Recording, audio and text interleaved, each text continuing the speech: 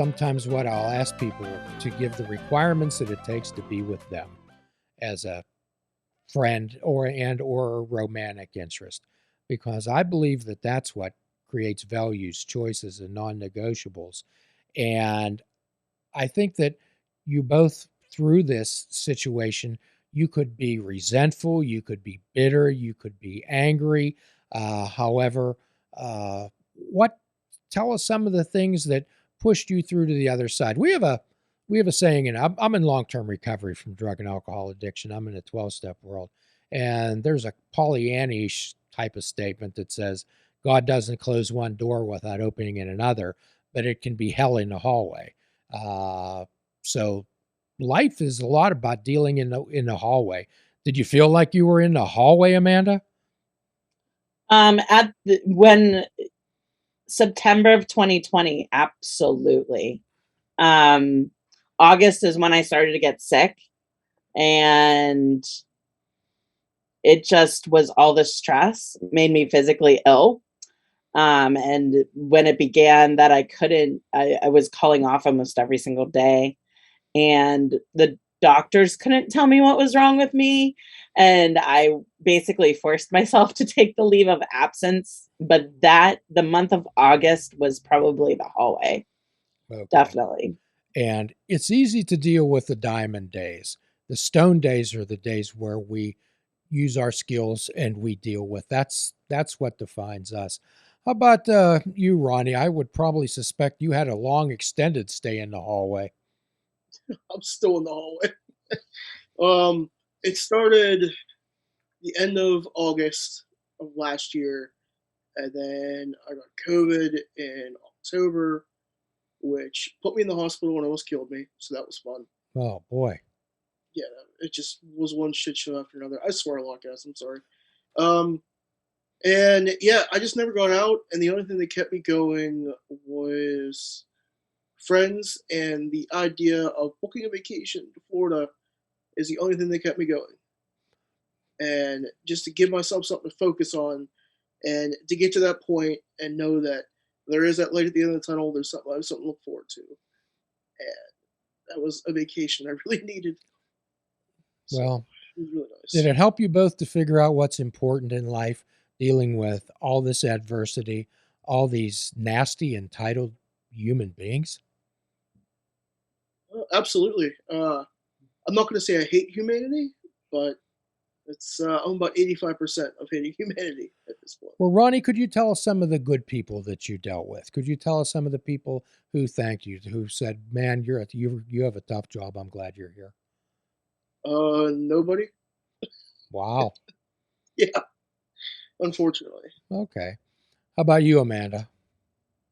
Um, like customer wise, I had a few. Um, I had a few that were like, I had a gentleman who was he was older in age and he had failing memory. So you had to stay and repeat yourself a few times with him for like a good hour. I was with him. And at the end, he was very appreciative that I was even there. And all I did was answer like 4 questions.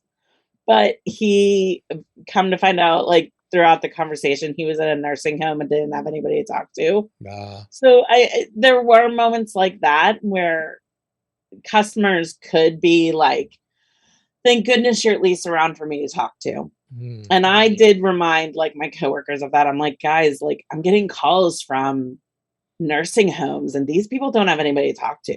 uh, Like, and this is it. Like, we're it. Like, so yeah, we may answer a question that's silly and stupid and we could roll our eyes about it and be like, come, like, this is what I'm getting paid for to do. But yet that person didn't talk to anybody all day. okay. So there were instances like that where customers were appreciative. Were you able to take your work hat off when you left, Amanda? Yes, yes. And then when I near the end, when I got sick, was when I officially started to check out. There were full days I didn't pick up a piece of technology. I read books and I went for hikes by myself. I went camping by myself. I didn't associate with another human being for sometimes days. Okay. So, Ronnie, were you able to take your hat off when you left work and leave it there? Yeah, I was. Okay. When I clocked out, that was it. I didn't socialize with anybody from work outside of work. I still don't. I'm easy to deal with my coworkers when I see them. A lot of them I consider work friends, not outside friends. Right. But we keep each other entertained and we keep each other going. Well, we have acquaintances. We have what I call friends of commonality. That as long as we're sharing some type of a common interest, common workplace, whatever we're doing, we're friends. But when that commonality ends through no animosity or ill will, we go our separate ways. And then there's bonded life companions, and I hope you have some of those. So in the 12-step world, we have a very nice saying that when somebody behaves like that or off behavior, obnoxious behavior, we will say, there but for the grace of God go I, which is really kind of a really nice term for saying it sucks to be you. Did you ever feel that way, Ronnie? Yes, yeah, I definitely have. Yes.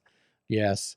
So let's imagine that this is 30 years in the future. Maybe you have grandchildren, maybe you won't, or maybe somebody will come up to you in fourth or fifth, sixth grade, and they need to interview someone that lived through the pandemic. Uh, Ronnie, what would you have to say to them? How would you describe it? How would you describe how things went for you? Actually, I have a niece that is in fourth grade right now, and she is actually doing pretty good about the pandemic. She doesn't remember the pandemic before. So basically, she's used to this. She's used to wearing masks and everything, and you always have to explain to her like it's not going to be like this forever. Don't get used to this. In a couple years from now, everything's going to go back to semi-normal. And like I'll tell these young kids, I'm like, hey, like it was just a blip in the system. So like that's all. That's all it was. You're gonna live through this for 2, 3 years, and then it's gonna be like it never happened. Okay. How about you, Amanda? If someone came and wanted to interview you 25 years from now and say, hey, could you tell me what it was like during that time? What would you say? It was my moment of self discovery,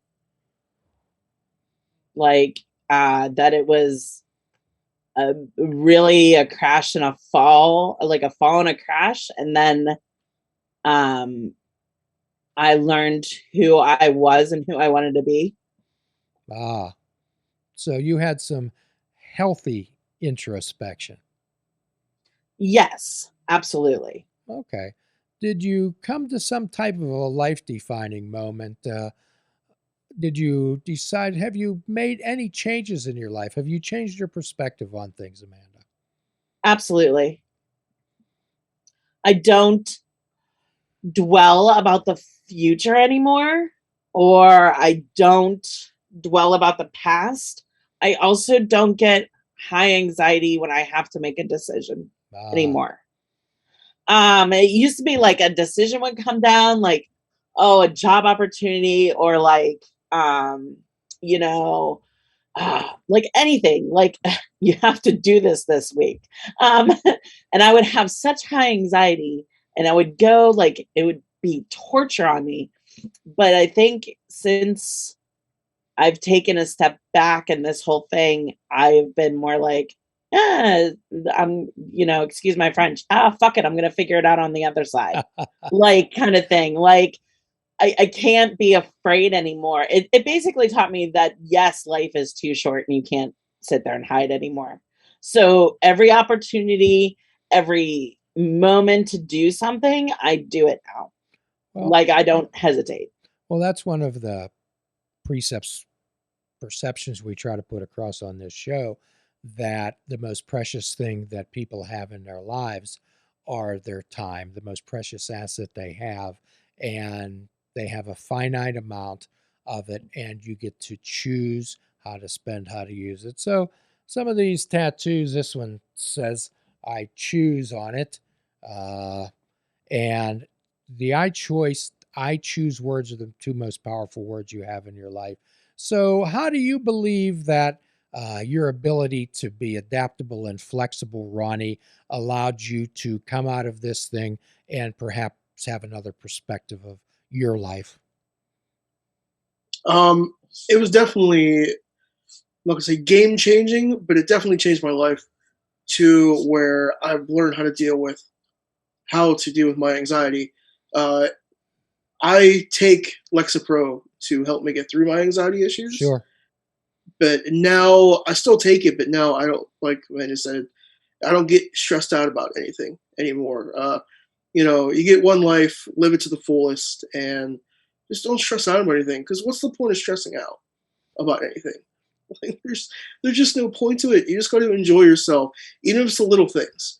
You set minor goals and you get there, and you enjoy yourself in the process, and you just do what you have to do to get by. I had Especially, a old friend of mine in the 12 step world. He passed away a few years ago. His best man I ever met in my life often told me, he said, Jim, if it doesn't affect your breathing, it's not that important. Uh, and I think that you two have nicely adapted that philosophy. And quite often, what we'll talk to is have people add positives to their life. Most people bring home the negatives. And sometimes what I'll say is, I'll ask you both this question. Have you ever turned the key in your car and it has not started, Amanda? Oh, more times than I can count. How'd that make you feel? Helpless. Yeah. How about, And please? how can I use my resources? Those were the second thoughts. Is I'm helpless, but I have A, B, and C in front of me. What can I do about it? How about you, Ronnie? I've been there, How, been there, done that, and luckily I had somebody with me when it happened. yes. Okay. So how many times have you both turned the key in the car and the car started and you never thought a thing about it? You, Every day. you never say, wow, that's a plus. Yeah, every day. So if we actually, all this mindfulness is not about sitting on a satin pillow over in Thailand in crimson and saffron robes, going all day, surrounded by 10,000 candles. It's paying attention on purpose. So what I'm hearing you both saying that you experienced all these negative things, which led you to believe to open your eyes up and actually see the positives, be adaptable and flexible. Absolutely. Absolutely. Would either of you have come to this type of realization should you have not gone through the, I'm going to call it times of trouble? Um, I'm a slow learner sometimes, so probably not. But now it just completely opened my eyes, and I'm a completely different person than I was 2 years ago. How about you, Amanda?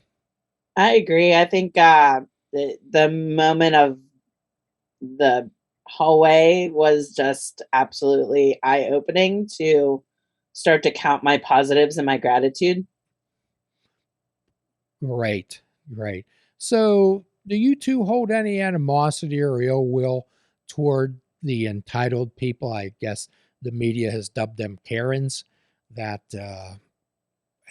deal with life the way that they do. Have you two been able to shed that? I mostly started to feel bad for them. Like I feel bad that they're either uneducated or that they're so close-minded that they only see their way. Um, I and uneducated that not just book smart but street smart. I mean, like I think you learn acceptance through the streets and like how you're brought up and where you went to college and things like that. And I feel bad for those people that they're going to never experience the amazingness of other people because they're Uh, just going to ruin so much of their lives that they're really going to be alone. Really, they are. Um, and and then uneducated. Like I watch it all the time and I'm like, do people not remember history class? Do they not remember, like, did they not remember civics class or any of these things that were taught to us? That it just seems like social media, the internet has brainwashed them away from what a textbook taught. That's a good term. How about you, Ronnie? I 100% agree with Amanda. Um, it's a shame that this is how people act now. I do feel bad for them, but at the same time, uh, if they want to be ignorant, you go ahead and just do what makes you happy. Whatever floats your boat, just stay out of my lane. Yes, no one has a right to inconvenience others. So, in Appendix 2 in the 12 step book, there's a quote by a guy by the name of Herbert Spencer. And to paraphrase it, it says, "There's a principle which will hold a person in everlasting ignorance, and that principle is contempt prior to investigation." The Dalai Lama often said, question everything. And uh, I believe that that's the truth. However, Ronnie, I saw a T-shirt and it said, "Science is like magic, only it's real." What would you have to say to that? I agree with that, 100%. Yes. Okay.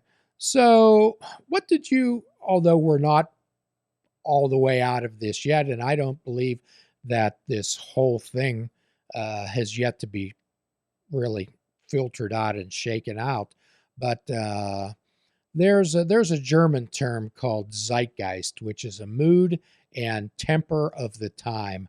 So I'll start with you, Ronnie. What do you think the zeitgeist, the mood and temperament of the last 2 years would be described as 100 years from now? A shit show, Well, straight up shit show. People are gonna look back at this and be like, "Man, what the hell happened? And why was everybody so inconsiderate and miserable? And why couldn't we all come together as a nation, as one, and be like, hey, we're all here for each other?" But unfortunately, that's not how this country works with some people. And everybody's divided, and some people want to be dicks, and other people want to be helpful. I don't know when we all stop playing for the same team. Not sure. How would you describe the zeit? What do you think 100 years from now the zeitgeist of the country is going to be described as during this time, Amanda? Well, what the hell was that? Like, I think it's going, and I think we're already viewed that way by other countries.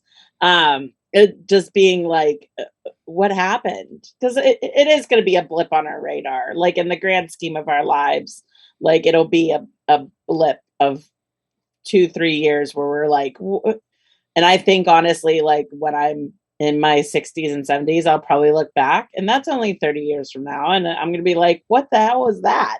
Like, what happened in those few years that everything just went off the rails? Well, I hope that both of you remain adaptable and flexible. My mother was a child of the Depression and grew up, and I remember helping her move one time where she'd lived for a long time, and I went into her pantry, and it was stocked full of food and canned goods. Some of the cans had been in there for so long, guys, that they had actually rusted and were oozing out onto the shelf. And she explained that was during the Depression, we were often hungry, and I didn't want to ever be hungry again. I don't know how that's going to shape people's viewpoints of the world. What's your thoughts on that, Ronnie? Do you think this is going to reshape people's view of the world and each other? I sure hope so. I hope when this is all said and done, that everybody understands that we all have to come together. Yes, yes. And we believe that we are our brother's keeper. Absolutely. How about you, Amanda? Absolutely. Yes, I agree. I would hope that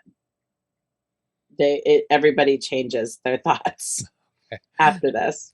So, if there's a message, Ronnie, that you'd like to leave with the Fishing Without Bait audience, perhaps for people that could commiserate with both of your stories, what would that message be? don't be a dick.